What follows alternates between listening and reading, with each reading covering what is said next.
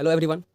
ढेर सारे प्यार मोहब्बत के साथ स्वागत करते हैं आपका अपना यूट्यूब चैनल प्यार से पढ़ो में। तो दोस्तों, आज के इस वीडियो में क्लास 10th का हिंदी का सेकंड चैप्टर विष के दांत, इन चैप्टर का सारा क्वेश्चन आंसर इस वीडियो में हम सीख जानेंगे। तो इस वीडियो को आप कंप्लीट जरूर देखें। अगर आप पहले चैप्टर का वीडियो नहीं देखे हैं तो उस वीडियो को भी जरूर देखें। तो क्वेश्चन नंबर 1 है कि कहानी के शीर्षक की सार्थकता स्पष्ट कीजिए।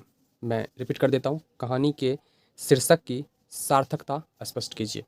तो इसका उत्तर हो जाएगा, प्रस्तुत कहानी में कहानीकार ने अमीरों को तथाकथित मर्यादा पर व्यंग किया है।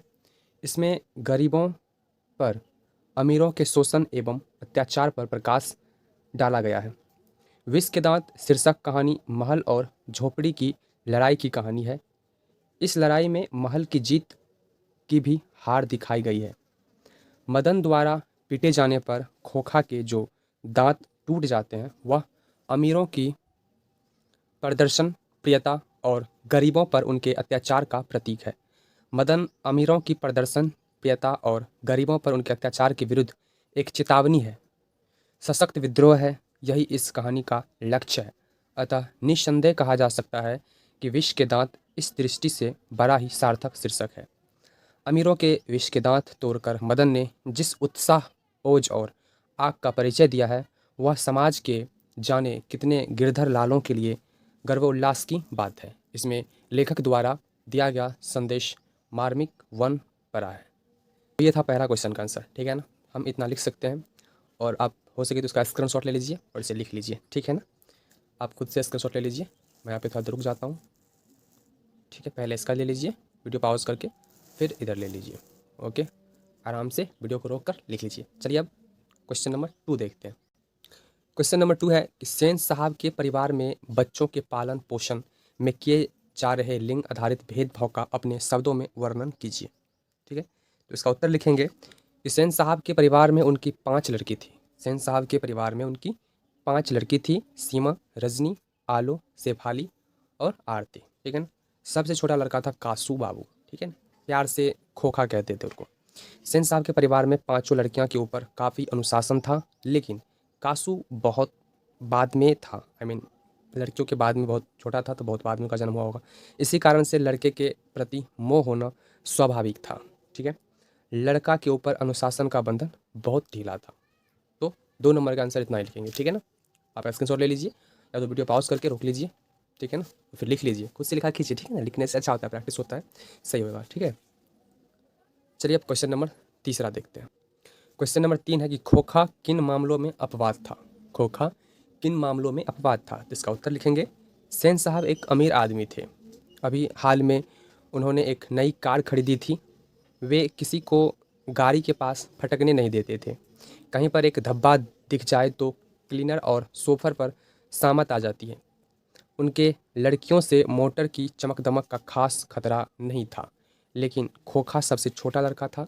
वह बुढ़ापे की आंखों का तारा था, इसलिए मिसेज सेन ने उसे काफ़ी छूट दे रखी थी। दरअसल बात यह थी कि खोखा का आविर्भाव तब हुआ था ठीक है, तब हुआ था जब उसकी कोई उम्मीद बाकी नहीं रह गई थी। आगे और है, खोखा जीवन के नियम का जैसे अपवाद था और इसलिए भी स्वाभाविक था कि वह घर के नियम का भी अपवाद था। इसलिए मोटर को कोई खतरा था तो केवल खोखा से ही।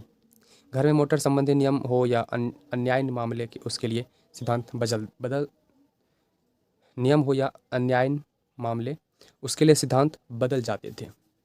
आइए क्वेश्चन नंबर 4 देखते हैं। क्वेश्चन नंबर 4 है कि सेन दंपति खोखा में कैसी संभावनाएं देखते थे और उन संभावनाओं के लिए उन्होंने उसकी कैसी शिक्षा तय की थी। तो इसका उत्तर लिखेंगे, सेन दंपति खोखा में अपने पिता की तरह इंजीनियर बनने की पूरी संभावना देखते थे।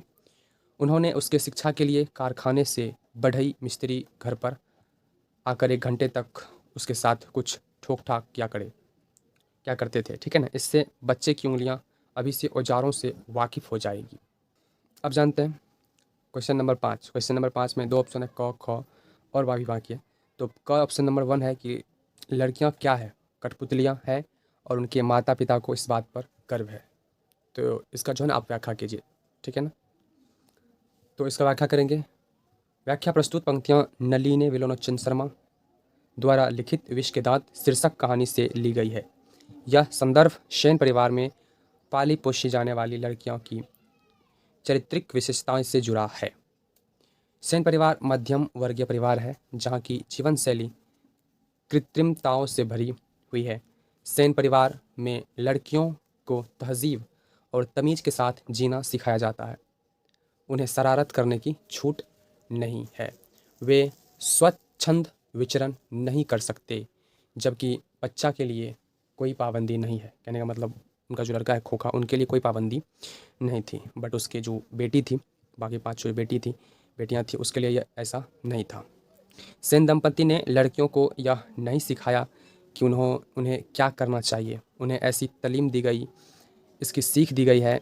इस प्रकार सेन परिवार में लड़कियों के प्रति दोहरी मानसिकता काम कर रही है।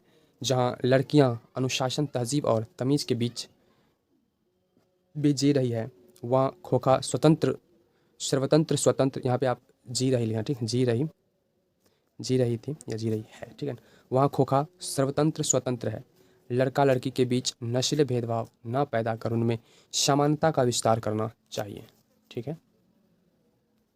नंबर 5 का खोखा के दुर्दलित स्वभाव के अनुसार ही सेनों ने सिद्धांतों को भी बदल लिया था।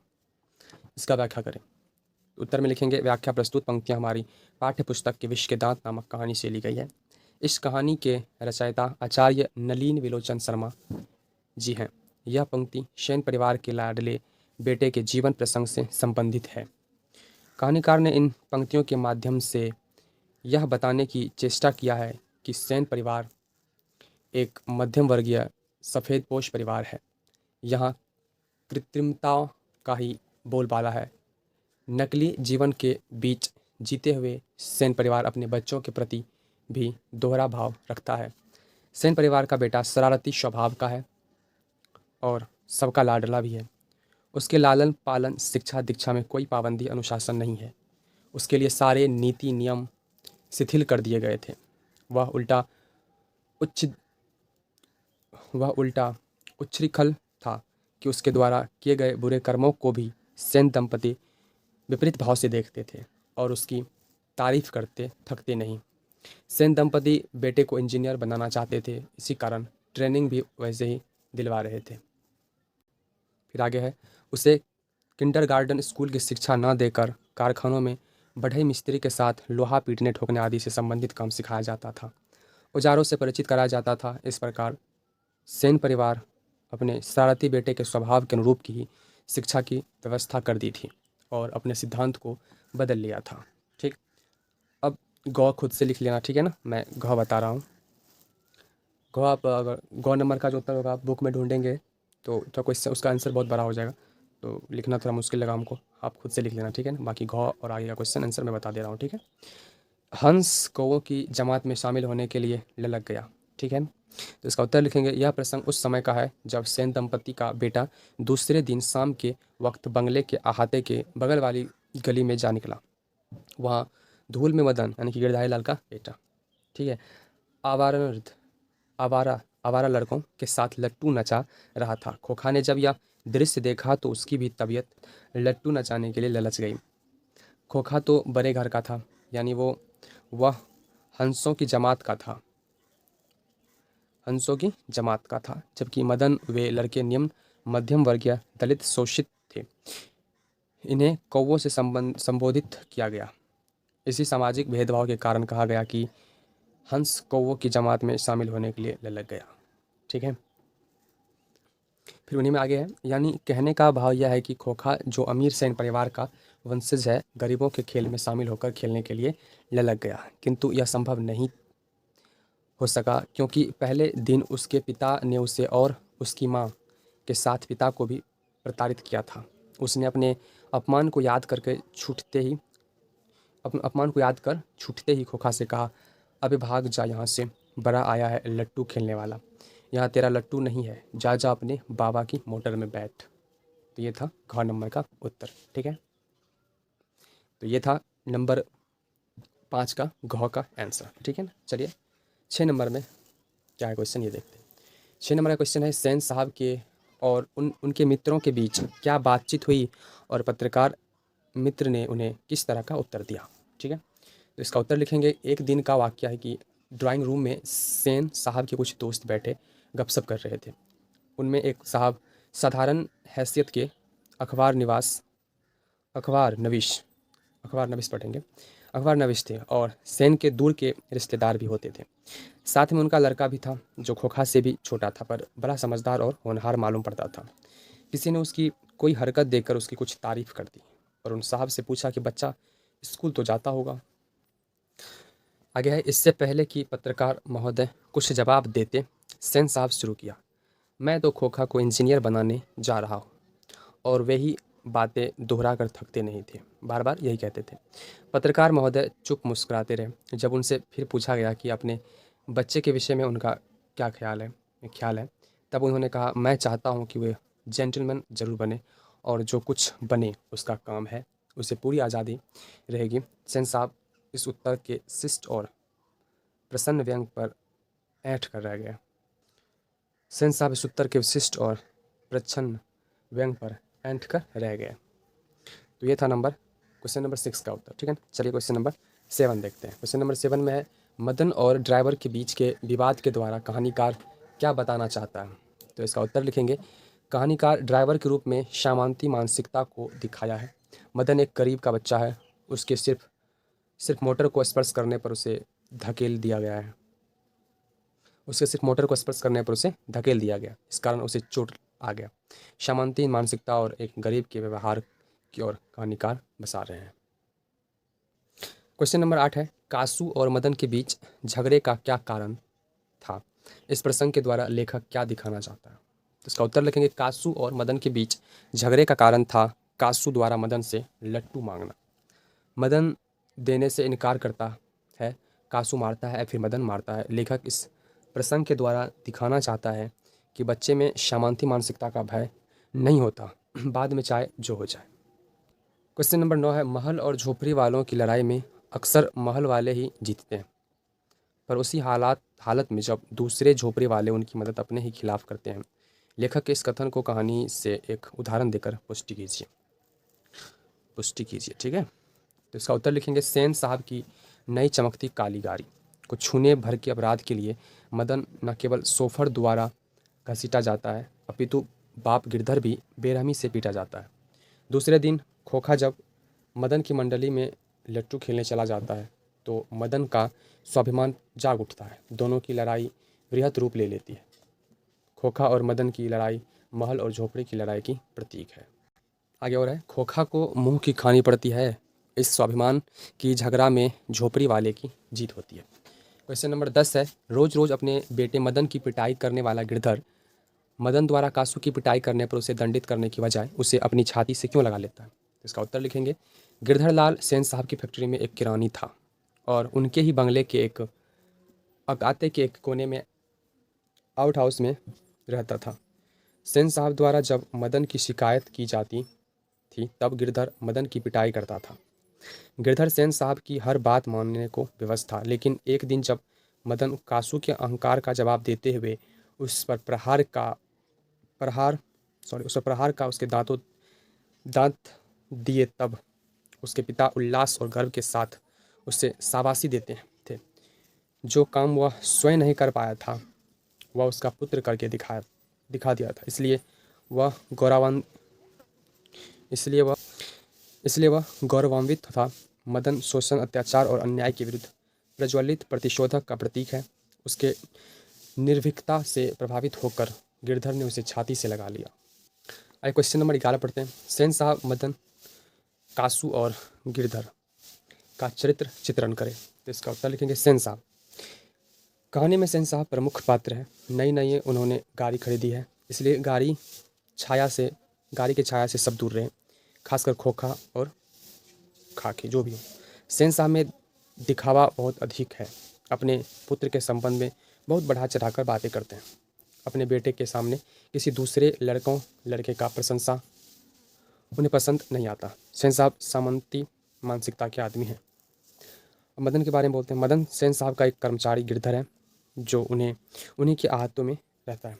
मदन उसी का लड़का है। लड़का साहसी और निर्भीक है, बाल सुलभ शरारत भी उसमें विद्यमान है। इसी कारण जब कासू उससे झगड़ता है तो मदन भी उसी के भाषा में जवाब देता है। कासू कासू बाबू सेन साहब का एकमात्र सुपुत्र है, बहुत ही बिगड़ गया है, श्राद्ध करने में माहिर हो गया है। कहानी का नायक कासू ही है। गिरधर सेन साहब के फैक्ट्री में काम करने वाला एक कर्मचारी है। गिरधर बेहद सरल और सीधा कर्मचारी है। और आगे है, यक्ष यदा कदा इसे सेन साहब का गुस्सा झेलना पड़ता है। गिरधर मदन का पिता है। क्वेश्चन नंबर 12 है कि आपकी दृष्टि में कहानी का नायक कौन है? तर्कपूर्ण उत्तर दें। तो इसका उत्तर लिखेंगे, हमारी दृष्टि में विष के दांत शीर्षक कहानी का नायक मदन है। नायक के संबंध में पुरानी कसौटी अब बदल चुकी है। पहले यह धारणा थी कि नायक वही हो सकता है जो उच्च सुसंस्कृत सुशिक्षित युवा तथा ललित कला प्रेमी हो, परंतु नायक के संबंध में ये शर्तें अब मान्य नहीं है।